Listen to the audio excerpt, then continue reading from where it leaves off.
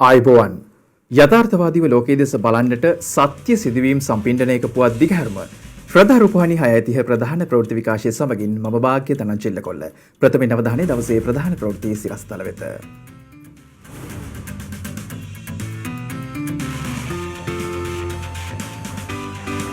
බස්නාහිර පළාත් පාසල් අධීර කිහිපයක් යටතේ ආරම්භ කිරීමට සෞඛ්‍ය සේවා අධ්‍යක්ෂ ජෙනරාල්වරයාගේ අවසරය. දේශීය ඖෂධ අවශ්‍යතාවෙන් 80%ක් මෙරට දීම නිෂ්පාදනයට අදාළ තවත් පියවරකට කැබිනට් අනුමැතිය. වනජීවි පනතේ ඇති සත්ව හානිවලට අදාළ නීති රීති සංශෝධනය කිරීමේ තීරණයක්. විරෝධතාවයේ යෙදී සිටි විරෝධතාකරුවන් මියන්මාර් හමුදා ග්‍රහණයේ.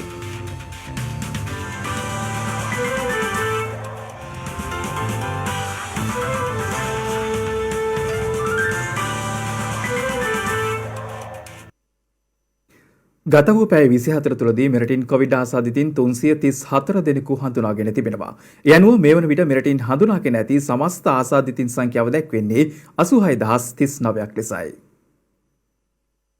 ඊයේ දින හඳුනාගත් ආසාදිතින් අතරින් 324 දෙනෙකු මීට පෙර කොවිඩ් ආසාදිතින්ගේ ආශ්‍රිතින් අතරින් හඳුනාගෙන ඇති අතර තවත් ආසාදිතින් 10 දෙනෙකු විදෙස් රටවල සිට මෙරටට පැමිණි පුද්ගලයන් අතරින් හඳුනාගෙන ඇති බවයි වසංගත රෝග විද්‍යා ඒකකයේ සඳහන් කළේ. යනුව ගත වූ දිනේ වැඩිම ආසාදිතින් පිරිසක් වාර්තා වී ඇත්තේ ගම්පහ දිස්ත්‍රික්කයෙන් වන අතර එම සංඛ්‍යාව 65ක්. දෙවනුව වැඩිම ආසාදිතින් වාර්තා වන්නේ කොළඹ දිස්ත්‍රික්කයෙන් වන අතර එම සංඛ්‍යාව ලෙස දැක්වෙන්නේ 54ක්. එසේම ගාල්ල දිස්ත්‍රික්කයෙන්ද ඊයේ දිනේ නව ආසාදිතින් 47 දෙනෙකු හඳුනාගෙන තිබුණා.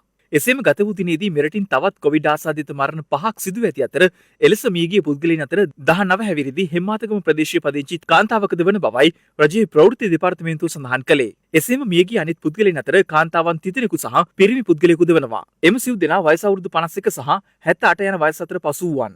යනුව මෙවන විට මෙරටින් වාර්තා වන සමස්ත කොවිඩ් මරණ සංඛ්‍යාව 507ක්. මේ අතර කොවිඩ් ආසාදිත මරණ බොහොමදානය කිරීම සඳහා පළාත් මට්ටමින් සුදුසු ස්ථාන පිළිබඳව තමන් දැනුවත් කරන ලෙස සියලු දිස්ත්‍රික් ලේකම්වරුන් වෙත දන්වා ඇති බව සෞඛ්‍ය සේවා අධ්‍යක්ෂ ජෙනරාල් අසීල ගුණවර්ධන මහතා පවසනවා. එසේ මේ මහතා වැඩිදුරටත් සඳහන් කළේ මඩකලපුව ඔට්ටමාවඩි ප්‍රදේශයේ මේ වන විට කොවිඩ් ආසාදිත මළසිරුරු බොහොමදානය කිරීම සිදු කරන බවයි. මේ අතර ශ්‍රී ලංකාවට ලබා දීමට එකඟ වූ කොවිඩ් එන්නත් මාත්‍රා මිලියනය ප්‍රමාදයකින් තොරව ලබා දෙන බව ඉන්දියාවේ සියලුම ආයතනයේ රාජ්‍ය ඖෂධ නීතිගත සංස්ථාවට ඊයේ දිනේදී දැනුම් දී තිබෙනවා. ඒ අනුව එළඹෙන සතියේදී කොවිඩ් එන්නත් ලක්ෂ 5ක් සහ ලබන මාසයේදී තවත් එන්නත් ලක්ෂ 5ක් ලබා දීමට සියලුම ආයතන එකඟ වූ බවයි රාජ්‍ය ඖෂධ නීතිගත සංස්ථාවේ සාමාන්‍ය අධිකාරී දිලුෂ දසනායක මහතා සඳහන් කළේ.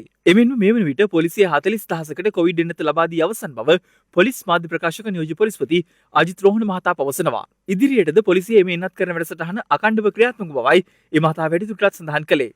කොවිෂීල්ඩ් එන්නත ලබා දීමේ ක්‍රියාවලිය ශ්‍රී ලංකා පොලිසිය තුළ තවදුරටත් සිදු වෙනවා. මේ වන විට පොලිස් නිලධාරීන් 40000කට පමණ කොවිෂීල්ඩ් එන්නත ලබා දී තිබෙනවා. ඒ අනුව ශ්‍රී ලංකා පොලිස් සේවයේ 83000කට ආසන්න නිලධාරීන් සංඛ්‍යාවක් සිටිනවා.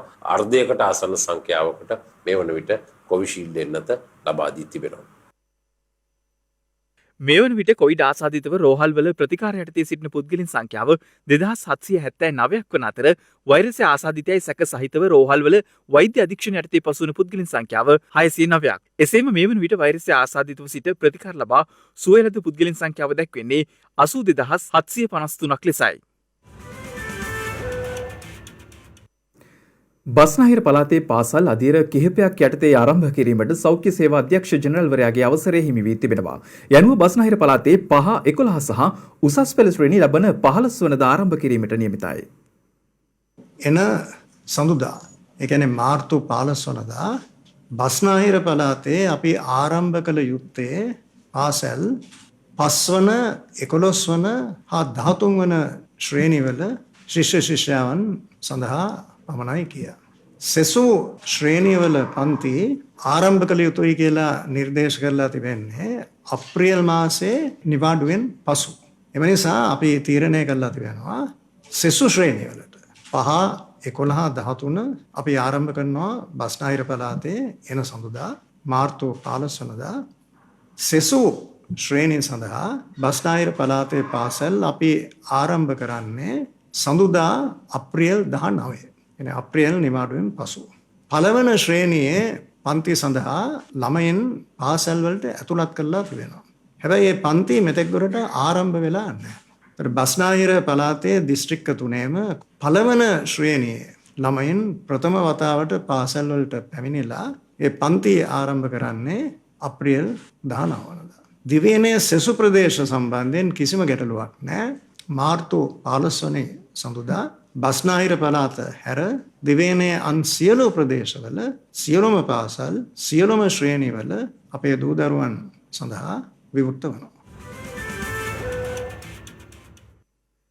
ඉදිරි වසර කිහිපය තුළදී දේශීය ඖෂධ අවශ්‍යතාවයෙන් 80%ක්ම මෙරට දීප නිෂ්පාදනයට අදාළ තවත් පියවරක් සඳහා කැබිනට් අනුමැතිය හිමි වී තිබෙනවා. අද පැවති කැබිනට් තීරණ දැනුම්දීමේ මාධ්‍ය සාකච්ඡාවකට එක්වමින් සම කැබිනට් ප්‍රකාශක අමාත්‍ය රමේෂ් පතිරණ මහතා මේ බව සඳහන් කළා. මේ එම කැබිනට් තීරණ ඇතුළු තවත් තීරණ කිහිපයක්. යම් ආයතනයක් විසින් හාම්පුතෙක් විසින් සේවකයෙක්ගේ සේවය අවසන් කළ විට සේවකයන්ට වන්දි ගෙවීමට අධිකරණය නියෝගය කළන අවස්ථාවන් වලදී එම වන්දිය ගෙවීම පමා කිරීම සඳහා තීන්දුවට එරෙහිව අභියාචනා කරන බවට සේවකයන් විසින් චෝදනා නගනවා. ඊට පිළියමක් ලෙස 1971 අංක 45 දරන කම්කරුවන්ගේ රක්ෂාව අවසන් කිරීමේ විශේෂ විධාන පනතත් 1950 අංක 43 දරන කාර්මික ආරවුල් පනතත් යන පනත් දෙක සංශෝධනය කරන්න ඊ අමාත්‍ය මණ්ඩලය තීරණය කළා. ඒ අනුව යම් සේවකයෙකුට වන්දියක් ගෙවන මෙන් අධිකරණය නියෝග කළාට පස්සේ ඊට එරෙහිව අභියාචනාවක් කළ යුතුයයි. අධිකරණය විසින් නියම කළ සේවකයාට ගෙවිය යුතුයයි නියම කළපු වන්දිය අධිකරණයේ තැන්පත් කිරීමෙන් පමණයි අභියාචනාවක් කිරීමට අවස්ථාව ලැබෙන්නේ. ඒ අනුව සේවකයන්ට නොපමාව Tamante හිමි වන්දි මුදල් ලබා ගැනීමට අවශ්‍ය පසුබිම සකස් කළ හැකියයි අමාත්‍ය මණ්ඩලය තීරණය කළා. හදිසි අනතුරු වලින් වැඩියෙන්ම තුවාල ලබන්නේත් වැඩියෙන්ම මිය යන්නේත් යතුරු පැදි පදිකයන්. අනතුරක් බරපතල වීම සඳහා සම්පූර්ණයෙන් මූණාවරණය කරන ලද හිස් වැසුම් නැත්තම් ෆුල් ෆේස් හෙල්මට් තහනම දැඩිව බලපාන බවට සෞඛ්‍ය අංශ විසින් වාර්තා කරලා තියෙනවා. මේ ගැන අවධානය යොමු කරලා ෆුල් ෆේස් හෙල්මට්ස් යලි භාවිතා කිරීමට අවසරය ලබා දිය යුතුයයි යෝජනාවට අමාත්‍ය මණ්ඩලය අනුමැතිය ඊයේ ලබා දුන්නා. හොරණ මිල්ලාව ප්‍රදේශයේ ඖෂධ කලාපයක් ස්ථාපනය කිරීම පිණිස යෝජනාවකටත් කැබිනට් අනුමැතිය ලබා දීලා තිබෙනවා. මාස කිහිපයක කාලය තුල එම පරිශ්‍රයේත් අලුත් කර්මාංශල ඇති කරන්නටත් අවශ්‍ය අනුමැතිය ලබා දීලා තිබෙනවා. මෙහිදී විශේෂයෙන්ම ඉදිරි වසර 3-4 අතරක කාලයක් තුල ශ්‍රී ලංකාවේ දේශීය ඖෂධ නිෂ්පාදනයේ ජාතික අවශ්‍යතාවෙන් 80% දක්වා ඉහළ දැන්වීමේ අවකාශයක් රාජ්‍ය නිර්මාණය කරන්න බලාපොරොත්තු වෙනවා. දේශීය නිෂ්පාදන දේශීය වෙළඳපොළට යොමු කිරීම පිණිස නව සමාගමක් ස්ථාපනය කරන්නට ඉදිරිපත් කළ යෝජනාවකට අනුමැතිය ලබා දීලා තිබුණා. ලංකාවේ නැවත වතාවක් ඉතාම වේගෙන් ප්‍රචලිත වන සහ විදේශීකයන්ගේ අතර විශාල ඉල්ලුමක් පවතින බතික් සහ අත්‍යන්ත රෙදි සඳහා දේශීය වෙළඳපොළ මෙන්ම විදේශීය වෙළඳපොළ ඉලක්ක කරගත් නව ආයතනයක් කරහා ඒ වෙළඳාම ප්‍රවර්ධනය කරන්නටත් දාල කටයුතු වලට වෙළඳාම සහ අනිකුත් කළමනාකරණ සහයෝගය ලබා දෙන්නටත් නව සමාගමක් ස්ථාපනය කරන්න. ඒ සමාගමට සලුසල සමාගමේ 100 කොටස් සහිතව නව සමාගමක් ස්ථාපනය කිරීම පිණිස ඉදිරිපත් කරන යෝජනාවට ඒ කැබිනට් අනුමැතිය ලබා දීලා තිබෙනවා. මාර්ග අනතුරු අවම කර ගැනීම පිණිස ශ්‍රී ලංකා පොලිසියට අනුබද්ධ විශේෂිත ඒකකයක් ස්ථාපනය කරන්නත් එම ඒකකය ඩිජිටල් කරණය යටතේ වඩාත් කාර්යක්ෂමව සිය වගකීම් ඉටු කරන ආයතනයක් බවට පරිවර්තනය කරන්නටත් කැබිනට් අනුමැතිය ලබා දීලා තිබුණා. ඒ යටතේ ඉදිරි කාලය තුල මෙම විශේෂිත රථවාහන සහ මාර්ග ආරක්ෂක කොට්ටාශය මගින් ලංකාවේ මාර්ග අනතුරු අවම කර ගැනීම සඳහා විශේෂ වැඩසටහනක් සකස් කොට ඉදිරිපත් කිරීමටත් යෝජිතව තිබෙනවා. ගෞරව අධ්‍යාපන ඇමතුමා විසින් ශ්‍රී ලංකාවේ මුල් ළමාවිය අධ්‍යාපනය පිළිබඳ කළමනාකරණ සහ නියාමන ජාතික කමිටුව පත් කිරීම සඳහා වන යෝජනාවක් ඉදිරිපත් කළා. යටතේදී ශ්‍රී ලංකාවේ මුල් ළමාවිය අධ්‍යාපනය පිළිබඳ කළමනාකරණ සහ නියාමන ජාතික කමිටුව පත් කිරීම සිදු වෙනවා. ඒ යටතේ පෙර පාසල් මුල් ළමාවිය සංවර්ධන මධ්‍යස්ථාන සහ දිවා සුරැකුම් මධ්‍යස්ථාන සම්බන්ධයෙන් ජාතික මට්ටමේ නියාමනය අධීක්ෂණය සහ මඟ පෙන්වීම සඳහා අවශ්‍ය තීන්දුව තීරණ ගනු ලබන කමිටුවක් ක්ෂේත්‍රීය විද්වතුන්ගේ ප්‍රධානත්වයෙන් ස්ථාපනය කරනු ඇත. කොවිඩ් වෛරසය හේතුවෙන් කඩා වැටී තිබූ සංචාරක කර්මාන්තය යළි ආරම්භ කිරීමෙන් පසු නැවත ප්‍රවර්ධනය කිරීම කෙරෙහි රජ අවධානය යොමුව තිබෙනවා. යනුව රටේ ජනතාවගේ සෞඛ්‍ය ආරක්ෂාවට ප්‍රමුඛත්වය ලබා දෙමින් නව සංචාරක මාර්ගෝපදේශ සකස් කිරීමටයි රජ අවධානය යොමු ඇත්තේ. ඒ අනුව සංචාරක කර්මාන්තය ප්‍රවර්ධනය කිරීමේ වැඩපිළිවෙලදී විදේශ සංචාරකයන්ගේ පැමිණීම වැඩිවීමත් සමග රටේ ජනතාවගේ සෞඛ්‍ය ආරක්ෂාවට මූලිකත්වය දෙමින් නව සෞඛ්‍ය මාර්ගෝපදේශ සකස් කිරීම පිළිබඳ සාකච්ඡාවකුයි අද පෙරවරුවේ පැවැත්වුණේ. මේ සඳහා සෞඛ්‍ය අමාත්‍ය පවිත්‍ර වන්‍යාරච්චි මහත්මිය සහ සංචාරක අමාත්‍ය ප්‍රසන්න රණතුංග මහතාද සහභාගී වුණා. කොවිඩ් වෛරසය හේතුවෙන් වසා දැමුණු ගුවන්තොටුපළ නැවත විවෘත කිරීමත් සමග මේ දක්වා සංචාරකයින් 6000ක් පමණ මෙරටට පැමිණ ඇති බවයි වාර්තා වන්නේ. සංචාරක කර්මාන්තයේ ප්‍රවර්ධනය සඳහා වන කරුණු 8ක් පිළිබඳව අවධානය යොමු කරමින් මෙහිදී සාකච්ඡා වූ අතර ආයුර්වේද වෛද්‍ය ප්‍රතිකාර ලබා ගැනීම සඳහා විදේශීය සංචාරකයින්ගෙන් විශාල ඉල්ලුමක් තිබෙන බැවින් සෞඛ්‍ය වෛද්‍ය නිලධාරීවරයෙකුගේ අධීක්ෂණය යටතේ හෝටලයට අනියුක්ත වෛද්‍යවරයෙකුගේ සහභාගීත්වයෙන් සෞඛ්‍ය ආරක්ෂිත විධිවිධාන ක්‍රියාත්මක කිරීම සඳහා විධිමත් වැඩපිළිවෙලක් ක්‍රියාත්මක කිරීමට කටයුතු කර දෙන ලෙසටයි සංචාරක අමාත්‍ය ප්‍රසන්න රණතුංග මහතා මෙහිදී ඉල්ලා සිටියේ. සෞඛ්‍ය අමාත්‍ය පවිත්‍ර වන්‍යාරච්චි මහත්මිය සඳහන් කළේ සංචාරක කර්මාන්තයේ ප්‍රවර්ධනය සඳහා සංචාරක කටයුතු අමාත්‍යාංශයේ ගනු ලබන පියවර සෞඛ්‍ය ආරක්ෂිත ක්‍රමවේදයන්ට සහ නිර්ණායකයන්ට ප්‍රමුඛත්වය ලබා දී එයට අනුගත වෙමින් රටේ ජනතාවගේ සෞඛ්‍ය ආරක්ෂාවට මුල් තැන දෙමින් කටයුතු කළ යුතු බවයි. මද්‍රව්‍ය වැරදි සඳහා බන්ධනාගාර ගතවන්නන් පුනරුත්ථාපනය කිරීම සඳහා වීරවිල එරිමහන් සිර කඳවුර සකස් කරමින් පවතින බව බන්ධනාගාර කොමසාරිස් ජෙනරාල් තුෂාර උපුල්දිනිය මහතා පවසනවා. අද පැවති මාධ්‍ය සාකච්ඡාවකට එක් වෙමින් බන්ධනාගාර කොමසාරිස්වරයා මේ බව සඳහන් කළා. මද්‍රව්‍ය ආශ්‍රිත වැරදි සඳහා බන්ධනාගාර ගතවන පුද්ගලයෝ මෘත්‍යාපනය කිරීම සඳහා වීරවිල එලිමහන් සිරකඳවුර සංවර්ධනය කරමින් යනවා. මේ වන විට අපි බලාපොරොත්තු වෙනවා මේ එලිමහන් සිරකඳවුර මද්‍රව්‍ය පුනරුත්ථාපන මධ්‍යස්ථානයක් විදිහට ලබන අප්‍රේල් මාසයේදී විවෘත කරන්න. එහිදී විශේෂත්වය තමයි අපේ තියෙන සංකල්පයට වඩා ටිකක් වෙනස් සංකල්පයක් අපි මේකෙදී අපි නේවාසිකයන්ට අවශ්‍ය සියලු පහසුකම් අපි ලබා දෙන්න බලාපොරොත්තු වෙනවා. ඒ පුනරුත්ථාපනය සඳහා විශේෂයෙන් මේ වන විට කන්දකාඩු පුනරුත්ථාපන මධ්‍යස්ථානය හා සමානව මේකේ පහසුකම් වැඩි කරලා අපි ඒගොල්ලන්ට පූර්ණ කාලීන පුහුණුවීමක් සහ ඒගොල්ලන්ගේ මතට ඇබ්බැහි වූ ගතිය තුරන් කිරීමට ඒ අවශ්‍ය කටයුතු කරන්න තමයි බලාපොරොත්තු වෙන්නේ. එතකොට ඒ වගේම තමයි ඉදිරියේදී මේ වීරවිල එලිමාන් සිරකඳවුරට දිවයිනේ පුරා සිටින සියලුම බන්ධනාගාරවල දඬුවම් ලැබලා සිටින මද්ද්‍රව්‍යයට ඇබ්බැහි වූ පුද්ගලයෝ අපි මේ කඳවුරට යොමු කරලා පුනරුත්ථාපනය කිරීමට තමයි සැලසුම් කරන්නේ. ඒ වගේම ඉදිරියේදී මේ කඳවුර 2000ක් රැඳවීමට හැකිවන පරිදි සංවර්ධනය කරනවා. මේ සඳහා සම්පූර්ණ සහයෝගය ශ්‍රී ලංකා යුද හමුදාව ලබා දෙනවා. මෙරට දෙවන ස්වභාවික ද්‍රව බලාගාරය ඉදිකිරීම සඳහා ලබන මාසයට පෙර ජාත්‍යන්තර ලන්සු කැඳවීමට හැකිවනු ඇති බව විදුලි බල අමාත්‍ය ඩලස් සලහපෙරුම් මහතා ද පාර්ලිමේන්තුවේදී ප්‍රකාශ කළා. ඒ ඉදිරි වසර 5 සඳහා ශ්‍රී ලංකාවේ විදුලි බල අවශ්‍යතාව පිළිබඳව කරුණු දක්වමින් ඉදිරි වර්ෂ 5 සඳහා ශ්‍රී ලංකාවේ විදුලි බල අවශ්‍යතාවය පිළිබඳ තොරතුරු 2022 විදුලි බල අවශ්‍යතාවය ගිගාවොට් පැය 19186යි ස්ථාපිත මුරු ධාරිතාවය මෙගාවොට් 5966යි. 2023 අවශ්‍යතාවය ගිගාවොට් පැය 20233යි ධාරිතාවය 6457යි. 2024 අවශ්‍යතාවය ගිගාවොට් පැය 21337යි ධාරිතාවය අවශ්‍ය 6789යි. 2025 අවශ්‍යතාවය 22501 ගිගාවොට් පැය ධාරිතාවය 7231 මෙගාවොට්. 2026 ගිගාවොට් පැය 23667ක අවශ්‍යතාවයක් තියෙනවා. ධාරිතාවය මෙගාවොට් 7626ක ධාරිතාවයක් අවශ්‍යලා තියෙනවා. මේ වසර 5 තුලදී පුනර්ජනනීය බල ශක්තියට අදාළ ප්‍රධාන යෝජනා 12කුත් ඒ වගේම ඊට පරිබාහිර යෝජනා 11කුත් බල ශක්ති සංරක්ෂණය පිළිබඳ ඊටම දියුණු නූතන වැඩපිළිවෙළ කිහිපයකුත් ක්‍රියාත්මක කරන්න බලාපොරොත්තු වෙනවා. උදාහරණයක් විදිහට මෙගාවොට් 120ක උමාඔය බලාගාරය බලාපොරොත්තු වෙනවා තව මාස 3ක් හෝ 4ක් ඇතුළත බල පද්ධතියට එකතු කරන්නට හැකියාව ලැබෙයි කියලා. බ්‍රෝඩ්ලන්ඩ්ස් විදුලි බලාගාරය නව වසර ඉක්ම ගිය සැනින් අපේ පද්ධතියට එකතු කරගන්න පුළුවන් කමක් ලැබෙයි කියලා. ඒ වගේම මොරගොල්ල බලාගාරයේ උමගේ කටයුතු අපි මේ 17 වෙනිදා ආරම්භ කරනවා. මේ වර්ෂ අවසානයේ හෝ ලබන වර්ෂ මුලදී පද්ධතියට එකතු කර ගැනීමේ උවමනාව තමයි අපිට තියෙන්නේ. ඒ වගේම පුනරීන් වල මෙගාවොට් 150ක සහ සුළං මෙගාවොට් 240ක අපි දැන් මේ මූලික කටයුතු කරගෙන මේ යන වෙලාව. ඊට අමතරව අපි සමෘද්ධි පවුල් ලක්ෂයක් ගරු කතානායකතුමනි පියසි මත රූෆ්ටොප් සෝලාර් පවුල් ලක්ෂයකට දවසකට අවම වශයෙන් කිලෝවොට් 5ක ජනනයක් ලබා දීමට බලාපොරොත්තු වෙන ඒ කටයුතු කරගෙන යනවා. ඊට අමතරව ඔබතුමා දන්නවා අපි ගිය සතියේ පළවෙනි LNG බලාගාරයේ කටයුතු ආරම්භ කරා. වසර 2කමාරක් ඇතුළත ඒ කටයුතු સમાપ્ત කරන්න බලාපොරොත්තු වෙනවා. ඊට අමතරව ගිය 19 වෙනිදා පළවෙනි වතාවට ස්වභාවික ද්‍රව වායුව LNG ලංකාවට සැපයීම සඳහා අවශ්‍ය ජාත්‍යන්තර ටෙන්ඩරය ප්‍රකාශයට පත් කරා.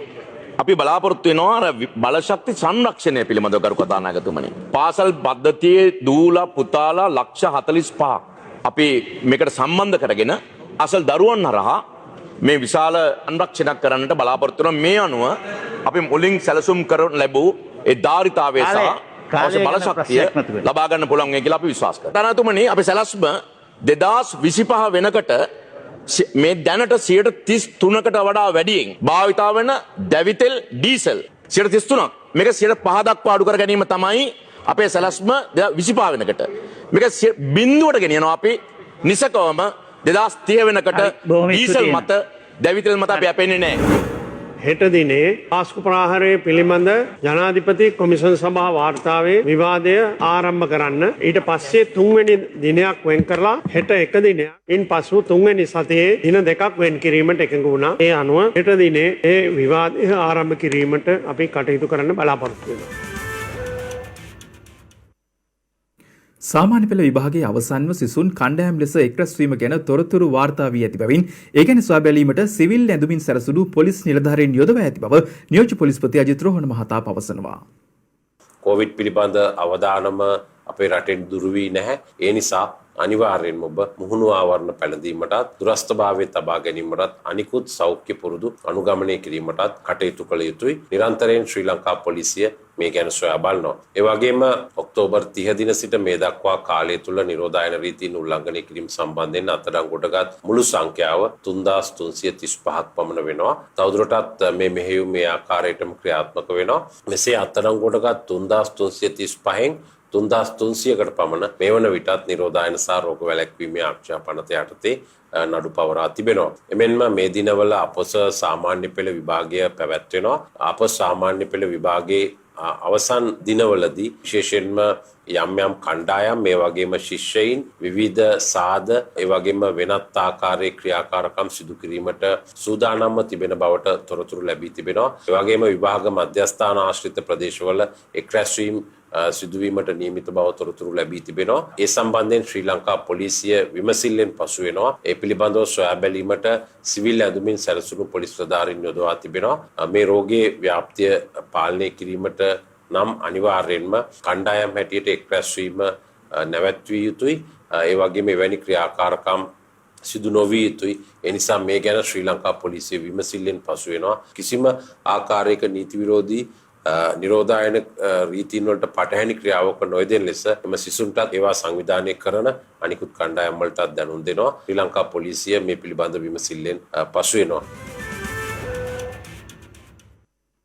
සිව්දෙසින් වාර්තා වූ පුවත් කිහිපයක් සමගින් සිව්දෙසින් පුවත්.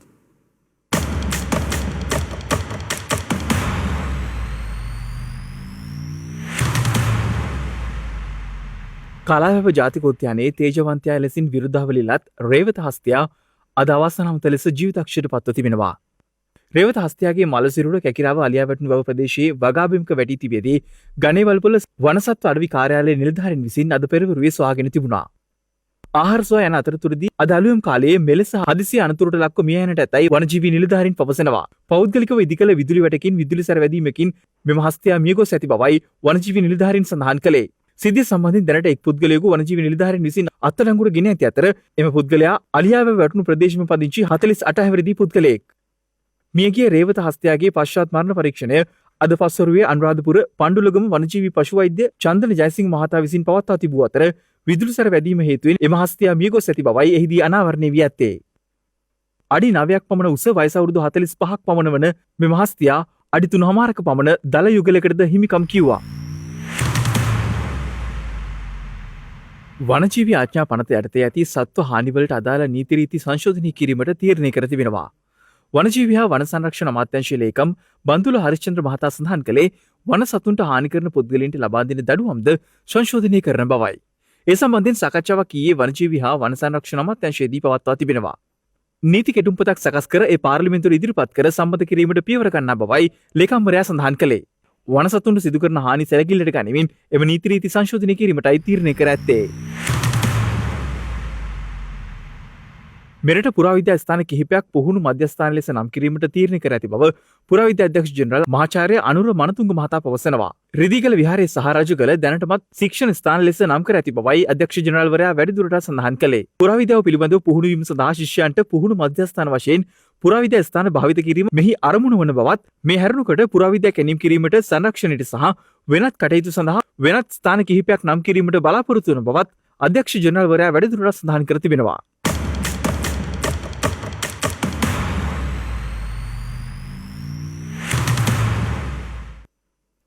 තම ජයග්‍රහණය කැපවීම් කළ අය වෙනුවෙන් නිහතමානීව පිරිනැමූ ජයග්‍රාහී කතාවක් මේ.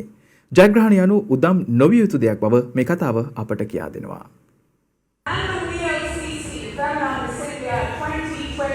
Runner-up is Maya Singh from Uttar Pradesh. Congratulations!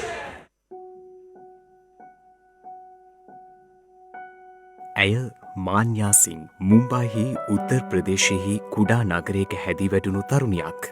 ඇයගේ රුව නිසාම ඇය 2020 ඉන්දියානු රූ රැජිනිය තේරීමේ තරගයකට සහභාගී වනවා. ඇය එහිදී බොහෝ තරුණියන් අතරින් අනුශූරතාවය දිනාගන්නට සමත් වනවා. ඇගේ අනුශූරතාවයට වඩා බොහෝ දෙනාගේ හදවත් දිනාගන්නට ඇය සමත්වීම තමයි විශේෂත්වය. නමුත් ඒ ජයග්‍රහණයට පෙර ඇගේ ජීවිතය හැමදාම ජයග්‍රහණය පමණක් වැළඳගත්තේ නැහැ. ඇගේ පියා රැකියාව ලෙස සිදු කළේ ත්‍රීරෝදරයක් පැදවීම. නමුත් ඇගේ දෙමව්පියන් මාන්‍යා මුම්බායිහි ප්‍රසිද්ධ පාසලකට ඇතුළත් කළා. අධ්‍යාපනයෙන් අනතුරුව ඇය පළමුව අවන්හලක පිරිසිදු කිරීමේ සේවිකාවක් ලෙස රාජකාරී කළ අතර ඇගේ සිහිනය වුණේ රූ රැජින කිරුලක් තමන් සතු කරගන්න. ඇයට ඒ වෙනුවෙන් බොහෝ දුෂ්කරතාවයන්ට මුහුණ දෙන්නට සිදු වුණා. ඇය ඉදිරිපත් වූ වෙනත් රූ රැජින තරගයන්වලදී ඇය ප්‍රතික්ෂේප වුණේ ඇගේ රූපය ඒ සඳහා සුදුසු නොවනවා යයි විනිශ්චය වීමත් ඉංග්‍රීසි භාෂා දැනුම ඇයට නොමැති වීමත් නිසා. ඇගේ ජයග්‍රහණය වෙනුවෙන් ඇගේ තාත්තා නොකළ දෙයක් නැහැ. කොහොමුණත් අවසානයේදී දුෂ්කර මාවත තුළ ඇය ජයග්‍රහණයේ මාවත සොයාගන්නවා. ඇය නවතින්නේ ඉන්දියානු රූ රැජින තරගයේදී ජයග්‍රාහී අනුශූරතා කිරුළ ඇගේ හිස දරා ගනිමින්.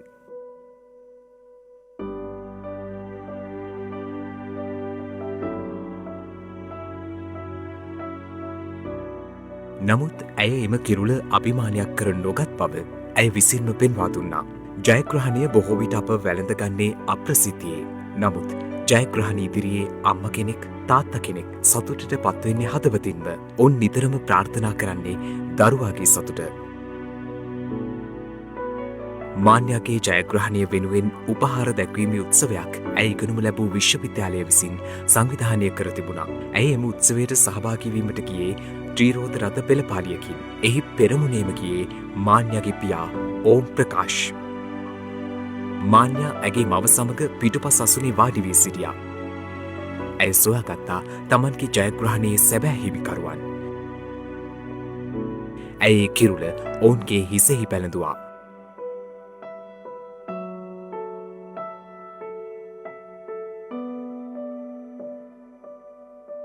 තාත්තගේ ත්‍රීරෝද රථයේ රූ රැජින කිරුලක් දරාගෙන මහපාරේ ගමන් කරන එක ඇයට මදිකමක් වුණේ නැහැ. ඒක ඇයට විශාල ආඩම්බරයක් වුණා. ඇයට විතරක් නෙවෙයි, ඇය ඒ ආඩම්බරය ඇගේ දෙමව්පියන්ටත් ලබා දුන්නා. ඇගේ පියා අවසානයේ මෙහෙම කියනවා. එදා මම මගේ ත්‍රීරෝද රථය පදවාගෙන යද්දී පාලනය කරගත නොහැකි සතුටක් හිතේ ඇති වුණා. නොහඬා ඉන්නට මට විශාල උත්සාහයක් දරන්න සිදු වුණා. ඒ කාලේ මායව විශ්වවිද්‍යාලයට ඇරලලා ගෙදර ගිය හැටි මතක් වුණා. අද ඇය මා එක්ක හියන්නේ කිරුලකුත් හිසේ පැළඳගෙන. මම මගේ ජීවිතයේ ඉහළම සතුට හිමි කරගෙන ඇති බවක් මට දැනෙනවා. ඔබ ජයගත් විට ජයග්‍රහණයේ කිරුල ඔබ වෙනුවෙන් කැපවුවන් වෙත පිරිනමන්න. ඔවුන් තරමට සතුටු වන වෙන කිසිම කෙනෙක් ඔබට හමු නොවේවි. අනෙක් කාරණය ජයග්‍රහණය ප්‍රශංසාව නිහතමානීව පිළිගන්න. තමන්ගේ සැබෑ තත්ත්වය යටපත් කරමින් මවාපෑම් රැසක් ඇති සමාජයක තමන්ගේ සැබෑ තත්ත්වය ලෝකයට හෙළි කරන්න මැලිවන්නට එපා.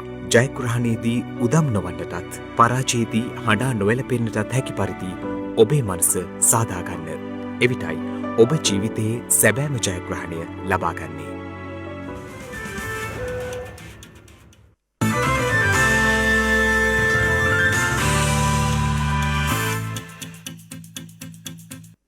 අවධානය විදෙස් පුවත් වෙත.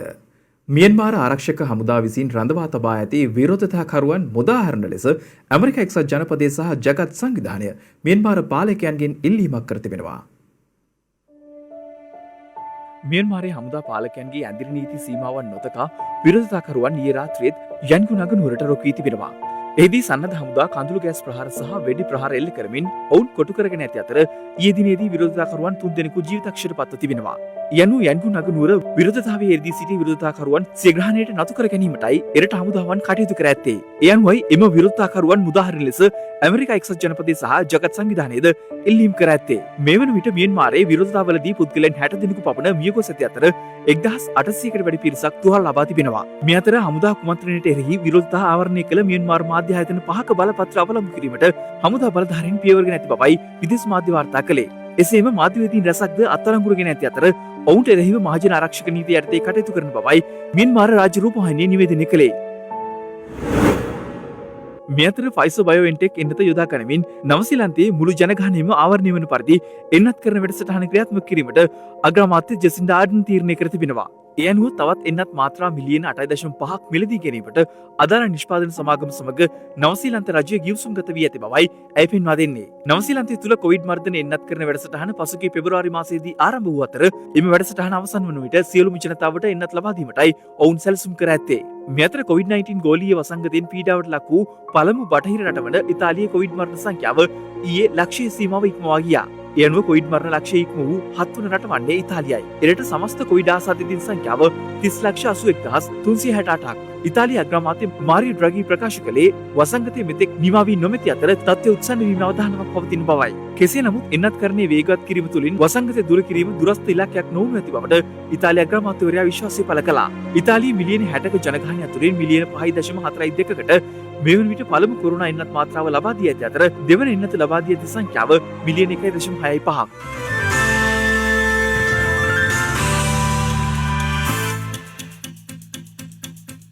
දිනක සටහන් නිමවන්නට මත්තෙන් හෙට දවසේ වැදගත්කමටයි මේ අවධානය.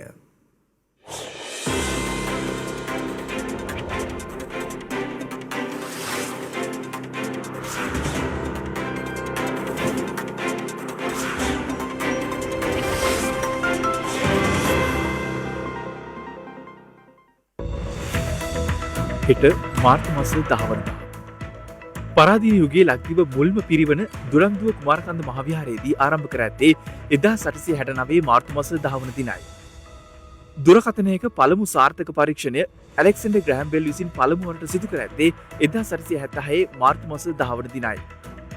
ලෝක සෞඛ්‍ය සංවිධානයේ කොවිඩ්-19 වෛරසය වසංගතයක් ලෙස නිල වශයෙන් නිවේදනය කර ඇත්තේ 2020 වසරේ මාර්තු මාස 10 වන දිනයි.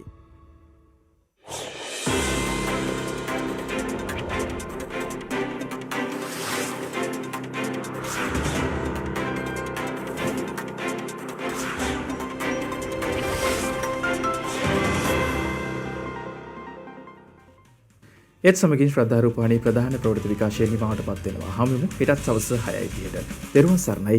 නමෝ බුද්ධාය. මෙවැනි වැදගත් පුවත් නැරඹීම සඳහා ශ්‍රද්ධා TV News YouTube චැනලය සබස්ක්‍රයිබ් කර සීනුව සලකුණු වන්න.